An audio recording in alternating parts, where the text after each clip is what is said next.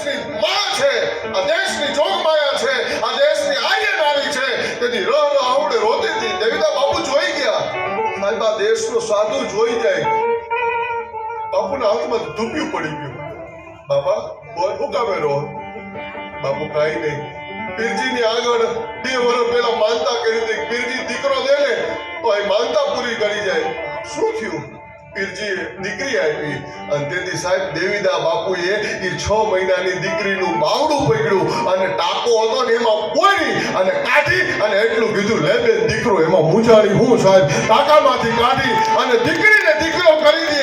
એ તો આ દેશનો સાધુડો કરી શકે, આ દેશના સંતો કરી શકે અને એનાથી એક ડગલું આગળ કહો તોય કહેવા દો સાહેબ. આખી યાત્રા તમને સૌરાષ્ટ્રની કરાવું.